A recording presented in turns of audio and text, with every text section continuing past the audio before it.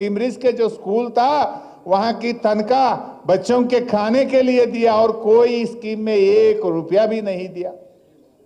अरे रमजान का तोहफा भी बंद हो गया, केसीआर किट बंद हो गया, बच्चों का फीस रिएम्बर्समेंट बंद हो गया, ओवरसीज स्कॉलरशिप स्कीम खत्म हो गया, इमाम मौसम साहब लोगों का तनख्वाह भी रिलीज नहीं हो रहा।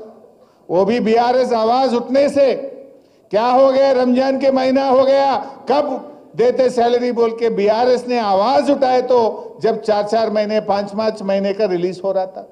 बोला था कि 12,000, लेकिन दे रहा जो केसीआर साहब दिए वही 5,000 मिल रहा है। मैं आप लोगों से याद दिलाना चाहता हूं, और बहुत बड़ा लिस्ट है कांग्रेस का। ऐसे बोले हम बेरोजगार युवा के लिए 10-10 लाख रुपए देते बोले कांग्रेस। अब 20वां महीना चल रहा, एक मुसलमान बच्चे और बच्ची के लिए लोन मिला 10 लाख, एक आदमी को मिला। बात तो करोड़ों में है, काम पकौड़ी में है। दोनों का एक ही है। वो दिल्ली में बड़े भाई का, ये गली का छोटे भाई का रास्ता एक ही है। वो बड़े भाई के सरकार में कोई मुसलमान को जगह नहीं मिला। ये रेवंत रेड्डी सरकार में भी 20 महीने हो गया, आज एक मुसलमान को मौका नहीं मिला। क्या एक आदमी इस पूरी तेलंगाना में मिनिस्टर बनने का काबिल नहीं है क्या?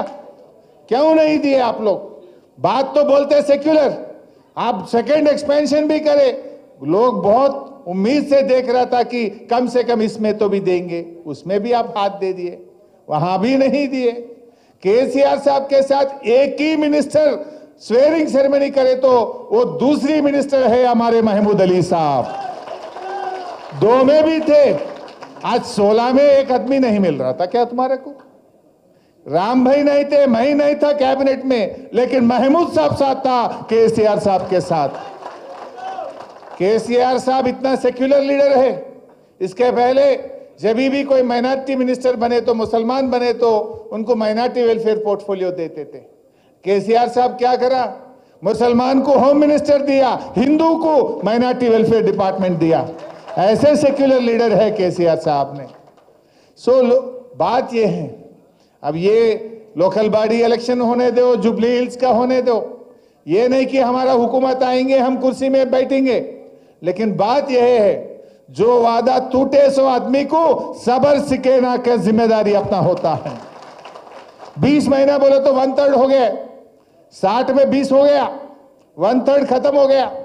फिर बाकी दिनों में तो उनको मालूम होना चाहिए लोग क्यों हराए बोले तो तू 1 तोला सोना नहीं दिया, बच्चियों को स्कूटी नहीं दिया, बेवा लोगों को 4,000 जो पेंशन देना था वादा करके नहीं दिया है आप, और मुसलमानों को 4,000 करोड़ बजट बोल के आप नहीं दिए, सब प्लान बोल के आप नहीं दिए, हमारे इमाम मौजम को 12,000 देते बोल के आप नहीं दिए। ये पूरा आप एक काम भी, एक बात भी नहीं निभाए, इस वास्ते आप हम लोग को हराए। अब तो भी आप आंख खोलो, जितना वादा करे वो करो बोल के हम सबर सिखाना चाहिए।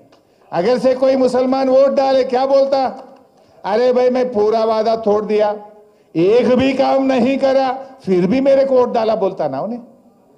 फिर उसका आंख खोलना है, उसको सबर सिखाना चाहिए, उसको मालूम होना चाहिए। कैसा मालूम होता? मालूम ऐसा होना कि कांग्रेस की डिपॉजिट जब्त हो गए जुबली हिल्स में, जब उसको मालूम होता हमारे माइनॉरिटीज का क्या दम है, उनको मालूम होता है। अरे क्या दिया भाई कांग्रेस ने? अपना हाइड्रा लगा के मूसी के नाम पे गरीब लोगों का, हमारे मुसलमानों का घर तोड़ा है। उनको क्या दिया? केसीआर साहब ने जो डबल बेडरूम दिया उसमें छोड़ दिया।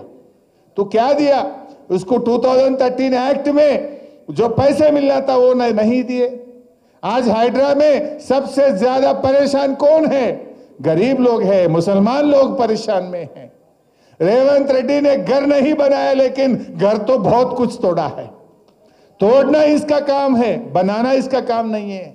लोगों को मालूम हो चुका है। आज रमजान के महीने में पुलिस वाले मारते जाओ, फोटो लेना, फाइन डालना, एक गाड़ी में 10 पेनाल्टी 12 पेनाल्टी डालते गए। महीने भी, रमजान महीने भी छोड़ा नहीं लोग। ऐसे सरकार को कैसे सब्र कर सकते? लोग बहुत गुस्सा में हैं। हम कभी भी गाड़ी में जाते हैं, ऑटो में जाए से लोग, गाड़ी चला से ड्राइवर लोग सब सलाम करते हैं, ऐसे बोलते हैं, फिर आना केसीआर साहब, फिर आना केसीआर साहब बोल के लोग खुद बता रहे। लोग इंतजार में है ये सरकार को सबक सिखाने के लिए, लेकिन अपना जिम्मेदारी है कि लोगों के पास गए, घर घर गए, उनको समझाए क्या कांग्रेस ने किया है, क्या बोला, आज क्या किया, अपन लोगों को समझाना है। क्या हक है कांग्रेस को? आप दिल्ली को क्या बीजेपी सरकार को, या गली का रेवंत रेड्डी सरकार में फर्क क्या है? वहां भी माइनॉरिटी मिनिस्टर नहीं है, यहां भी माइनॉरिटी मिनिस्टर नहीं है। अरे इन्हें खुद बोलता रेवंत रेड्डी, मैं बीजेपी में स्कूल में पढ़ा, तेलुगु देशम में कॉलेज में पढ़ा, अब आके कांग्रेस में नौकरी कर रहा। फिर परसों किधर जाता कि ये परसों फिर जाता बीजेपी में। तुम बदलने वाला है।